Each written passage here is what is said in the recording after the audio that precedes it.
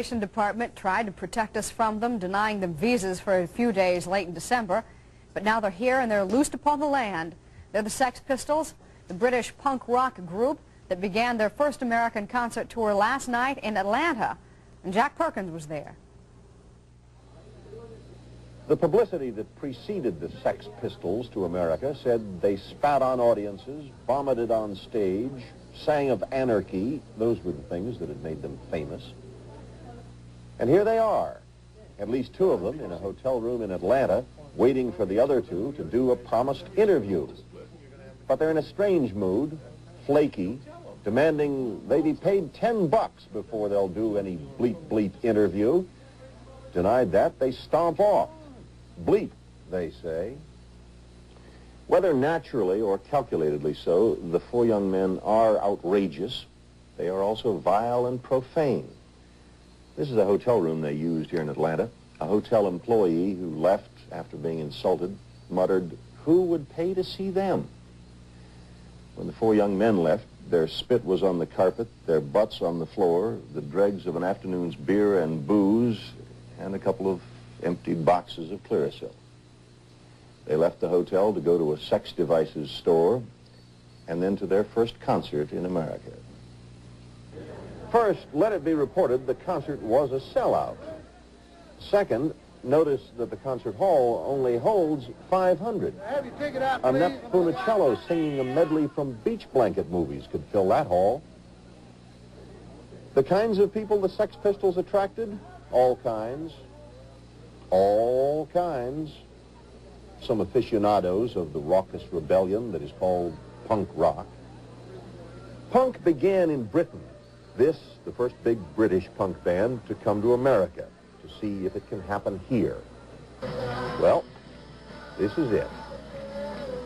Punk. The Sex Pistols. The lead singer, actual name John Lydon, stage name Johnny Rotten. Bassist, called Sid Vicious. Others, straight names, Steve Jones, Paul Cook.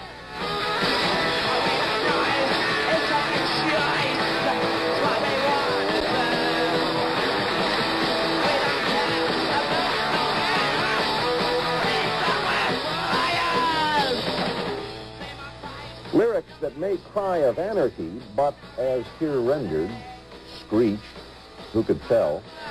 I just think that's all I need, buddy. I'm a lazy sod. I'm a lazy sod. Again, attention on the punks who come to hear punk. Putting safety pins through the cheek is chic. Impression of Johnny Rotten. In the pallor of his skin and the haunted stare of his eyes, he looks like a reincarnated Gary Gilmore. Impression of the music. It is inexpressibly loud, totally unmelodic, primal, driving. It is as ugly as the young men make themselves. But these are my impressions. After the concert, we got some other people's. It was good. Fantastic. And rotten. Did you like They it? were good. Real hot. The fact that they have way more than they did. Minor. No, they're not half as hardcore as people really expected. I mean, America was so scared to let him into the States.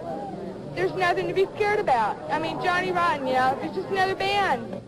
Here's the man whose record company has signed the group, the Sex Pistols, in America. I think that the punk rock, if you want to call it that, call it new wave, is a valid statement. It's going to grow.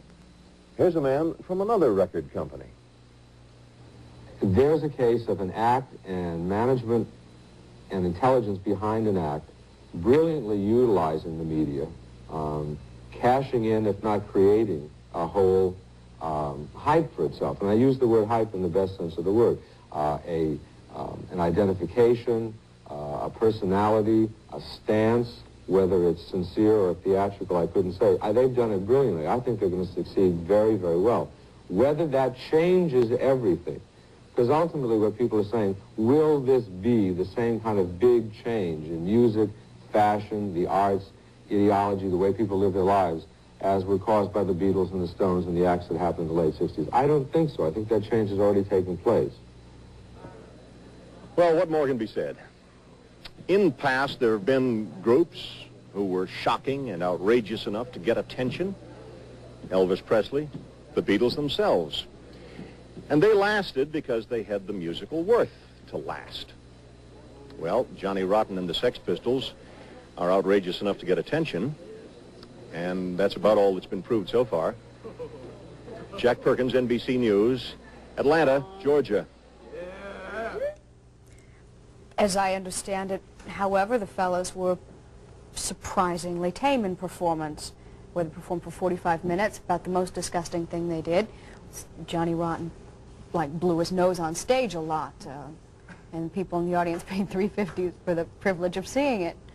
In their home country of Great Britain, they were banned from the BBC earlier this year when we were there covering the Silver Jubilee of Queen Elizabeth because of a song that they were singing that was very popular at the time, high on the charts. People were listening to it and buying the records. It was called God Save the Queen and Her Fascist Regime. That was one of them.